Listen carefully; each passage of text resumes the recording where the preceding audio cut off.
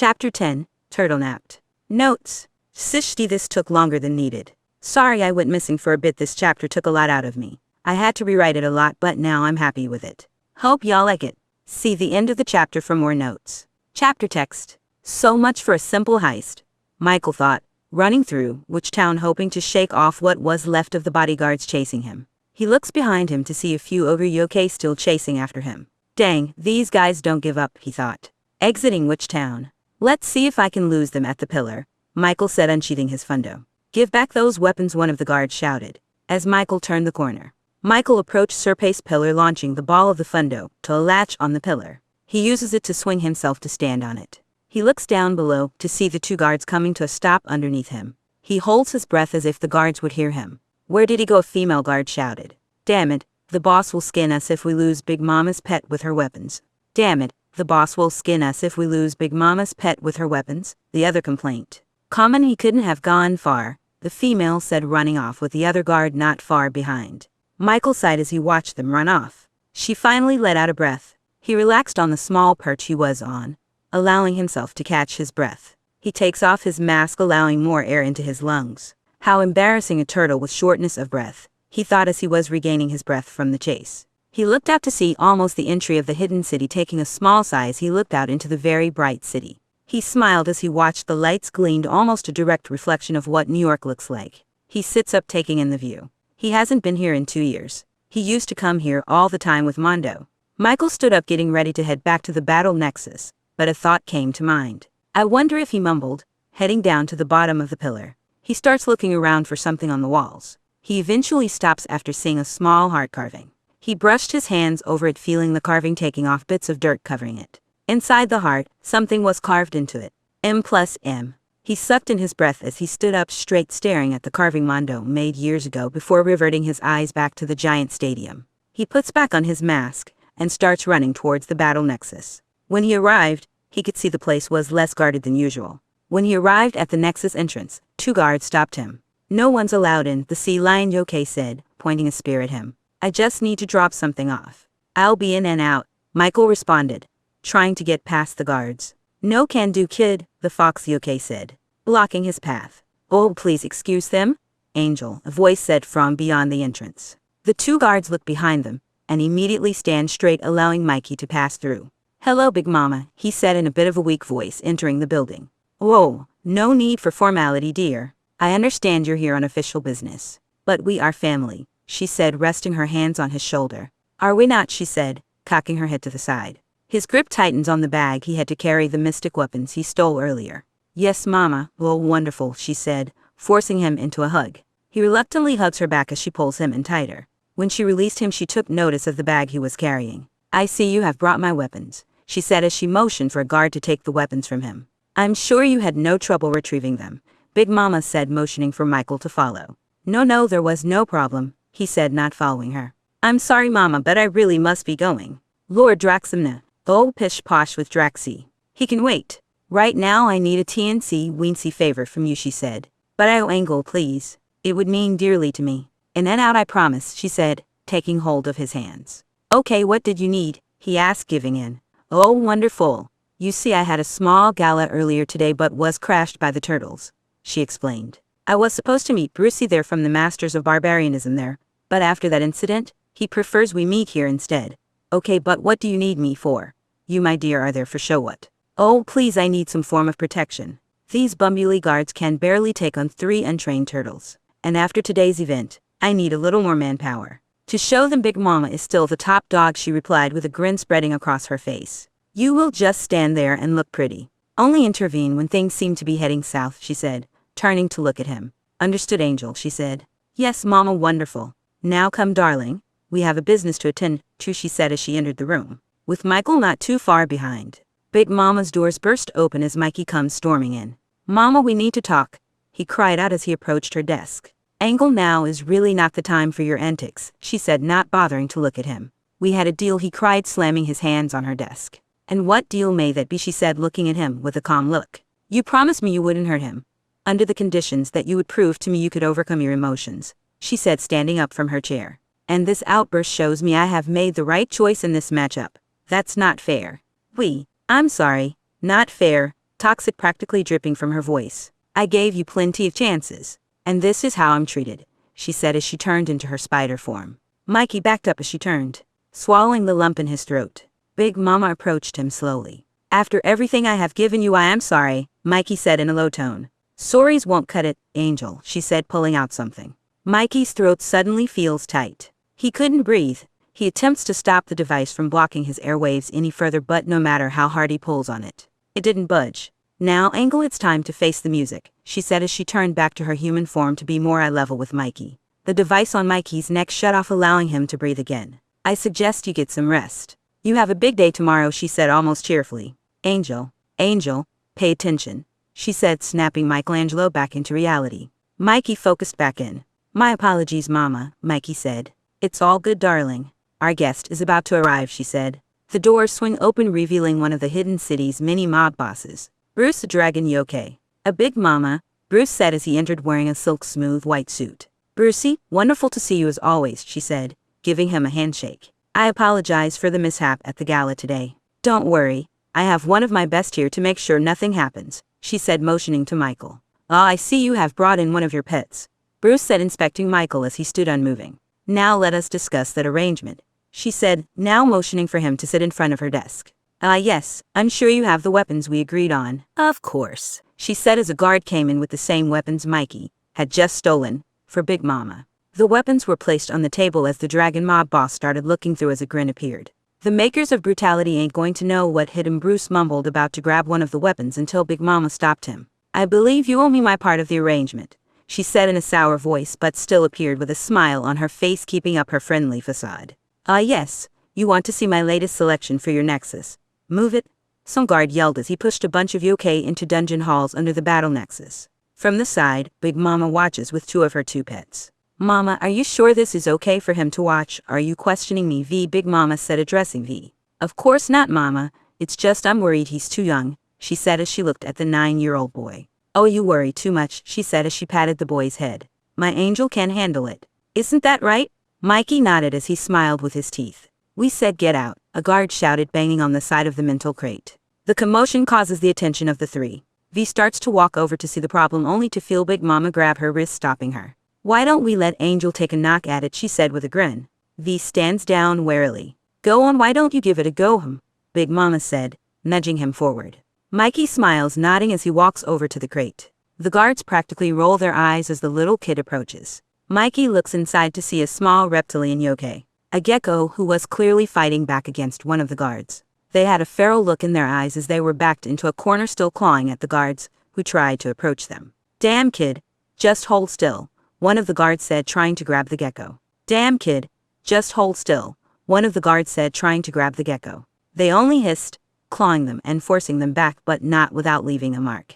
Why, you little, the guard said as he pulled out a baton about to hit the little gecko. But before it could connect, Mikey stops the blow. This batch is worse than the last, Big Mama cried, forcing Michael back to reality. Well, it has been harder to make people disappear, with the council keeping a closer eye out on the city after Draxum started creating those pathetic mutant weapons again, Bruce said, clearly not caring for Big Mama's concern. Don't lie to me, Brucey. If I am able to provide the necessary weapons for your little gang, you should be able to do the same, she said, overlapping her hands on the table, a sour look on her face. The dragon grins as he stands up. You may be right, but as I said before, markets have been tight. So perhaps we should settle this another day, Bruce said as he reached for the bag of weapons. A hand stops him in his track. He looks to see how Mikey had finally moved and was stopping him from retrieving the weapons. What the? I would suggest you not do that, Big Mama said, standing up. I would hate for any of us to do something rash, she said, signaling Michael to let go. The dragon grabs his wrist as he is released. He had a scowl on his face. On the contrary, I think this meeting needs something rash, he said, pressing a button on his watch. The doors burst open as 3 more dragon yokai, all dressed in black suits, walk in. Outside of the door frames, Michael can see the 2 guards knocked out. Some security detail, he thought as he pulled out his fundo. What's the matter, Big Mama? You have no men to come to protect you, Bruce said as his men crept closer. I have all the protection I need, she said calmly as she took a seat, allowing Michael to get ready for the attack. The dragon growled as he signaled his men to attack. Michael readies his weapon as the 3 goons charged at him. Mikey dodges a blow to his head, backing up and giving him distance from the opponent. See, now you're getting the hang of it, Mikey said as he looked up at the gecko. They remained silent, folding his arms. Come on, you got to say something, Mikey said, approaching him slowly. Please, dude, if we don't show that you're making progress, they'll throw you into the arena to fend for yourself. Then why save me? The gecko finally responded. Excuse me, why not just let me fend for myself? Mikey stood still for a moment, thinking about why he did save them. To save Mama's merchandise, of course. If that guard struck them, they would have been damaged. Right? Of course, what else would it be? Well, he's our age, and I don't meet many people my age. I guess I just wanted to, he finally responded.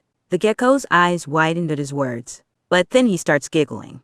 What did I say? Mikey questioned with a sheepish smile, weirded out by the sudden mood change in the room. Nothing, just, it's a nice change of pace, they said, fiddling with their fingers. He looks back to Mikey. It's Mondo, by the way. Mikey smiled as he stuck out his hand for them to shake. Michelangelo. Geez, that's a mouthful, no offense. You don't worry about it, I made it when I was like 5, Mikey said, earning a chuckle out of Mondo. You can call me Mikey if you want. V calls me that. Okay, then it's nice to meet you, Mikey. Ditto. A loud crack is heard as the last dragon yokai is thrown against a desk. The yokai attempts to reach for its gun. He was about to aim it at Michael, but it was swiftly knocked out of his hand with the ball of the fundo. Impressive, Big Mama, Bruce said, letting his hand rest on his lap. You managed to acquire one of those freaks Draxum created, he continued. Michael readied his fundo for a final blow as the blades inside the ball popped out. That's enough, Angel, Big Mama said from behind. I think I have proven my point, she said, getting up from her seat and staring at the broken and battered bodies of the guards earlier. Michael sheathes his weapons, straightening his poster. Well, this little exchange truly has been fun. But Brucey, I must ask you to leave now, Big Mama said, approaching Bruce. Bruce grunted as he slowly got up. Shall I have my angel escort you out? Big Mama grinned. No, I don't need a freak's help, Bruce said as he limped to the door. It was a pleasure doing business with you, Big Mama, he said as he left. The room was silent for a second, but inevitably that silence was broken. What a mess. Big Mama started looking at the broken pieces and scattered papers in the room. Well, thank you for this, Angel, she said, looking at Michael. What would I truly do without you, she said, cupping her hands on his cheeks. I'm sorry, Mama, but I really must be going now, Michael said in a low tone, brushing off her hands. Yes, Draxy and his merry band of mutants await you, she said, walking off to her desk. If you must go, I suggest you do it now. I'm sure our guest is still burning out his fumes from today. Michael gave a slight nod before heading to the exit. Whoa, and Angel. Yes, Mama, he said, stopping at the door frame. Come by more often? I truly do enjoy your visit. Michelangelo nodded before leaving. He came to a stop when turned at the end of the hall. He takes off his mask, wiping his now wet face. Crap, he thought, seeing how much he had been crying. I've been called worse words than this. Why the hell am I crying? He forced himself to take a deep, slow breath once he felt his breath begin to quicken. Now's not the time, let's just head back. He began to exit the Nexus, walking a bit faster with each step. Raph hits the ground, attempting to catch himself so he doesn't completely crush his brothers underneath him. Man, Randall can pack a punch, he muttered as he lifted himself up. You think? Leo spat out. Hand me the artifact, a raspy voice spoke. Raph looks up to see the foot dudes we're asking for something sticking their hands out. Randall looks around before saying, oh wait, where did I? I think I dropped it. My bad, the teen said awkwardly. Look for it, the foot dude growled out. Before anyone could move, large purple veins popped out of the ground, making the walls crumble around them. Raph and his brothers were pushed back onto a pile of rubble, as they all groaned, getting up as they heard a ding from the subway tunnel. The train cart doors burst open as Draxum hops out. Are you mad? That little stunt could have killed us, one of the foot dudes shouted at the yokai. Baron Draxum. It's like a bad guy convention, Leo shouted as the three brothers took notice of the scene. Once again my plan worked, Raph said. For boys that claim they don't like me, you sure are clingy, Draxum remarked, noticing their presence. Wait a minute. You're working for these jerks, Raph questions Draxum. Correction, we are working together, Draxum responds. Except for this one, stealing our property, Draxum said, now looking at the train cart. Out of the train cart, a female foot soldier popped out, struggling in the veins that she was tied in. Just behind her another figure popped out. For the three turtles shouted collectively. Four groans when he spots them about to reach for his weapon. But Randall jumped in front of him shouting, unbind the tractor, so I can show her how we treat people who betrayed the foot. I really like this Randall kid, the giant foot soldier said. Randall readied his sword for a blow but instead leaps at Draxum ready to take off his head. But before, the blow connected Randall to the ground. Oh, Nelly, Okay, give me a quick turn. I'll be right with you, Randall said, holding his back as he was hunched over. Randall began doing a dance, humming a tune before a crack was heard. The three turtles gasped. Father Donnie gasped out. Donnie's words shake both Draxum and Four. Wait, Draxum said, turning to Randall. Splinter tried to speak out before veins wrapped around him. You call this gutter trash, father? Draxum spat out, bringing the rat man closer. As if this could be the great Lou Jitsu, he chuckled. Four's grip on his weapon tightens. I have been living large long enough. I shall no longer deny my destiny, Splinter said softly as he wiggled in the veins. Hot soup. While everyone was distracted by the return of Lou Jitsu, April, still tied up in her foot outfit, sneaks past everyone, reaching her friends. Guys, over here, she spoke softly. April, Raph cried. Shh, I'm undercover with your dad, she said before turning to the many villains in front of them. Come on, let's quickly trash these bozos. And grab your brother, she shouted. Get them, the foot dude shouted. Leo, Donnie, and April go straight for the paper ninjas, allowing Raph to activate his mystic weapons and target Draxum. But something wrapped around the mystic projection of his fist, steering him away. He slams against a pillar, making the projection disappear. Raph looks up to see Four spinning around the ball of the fundo in a circle. Raph furrowed his brow, rich in determination as he sat up. Donnie, activate the trap, Raph shouted. On it, Donnie called out as he pressed a button on his wrist tablet. The turtle tank launches with several glowing purple wires. The devices all launch towards Four. Four takes notice and dodges them. But each one he dogged, the containment device only circles back, attempting to capture him. Four kept dodging, growing tired as he attempted to destroy them with his fundo. Raph takes his chance while Four is distracted and launches a projection at him. Four gets thrown into a wall, forcing him to drop his weapon once he's collided. He bangs his head hard as he hits the ground as the restraints latch on. More paper ninjas appeared, surrounding the family. We have to grab that, Splinter shouted as he spotted the mystic metal. The group was struggling against the onslaught of paper ninjas, and Raph took notice. He runs quickly, grabbing Four and the rest of his family. There's too many of them. We got to go, Raph shouted as he hopped on the back of a subway cart with the rest of his family. They must not get the armor, Splinter cried, gaining the attention of their enemies. No, Draxum cried, noticing Four's absence. Draxum quickly attempts to send out his veins after the train cart, but they don't reach. I'll find you, Lou Jitsu, even if it's the last thing I do, Draxum growled out. Notes. See you all next time for the drama to unfold. Notes. Go check out my Tumblr at errorcode 400.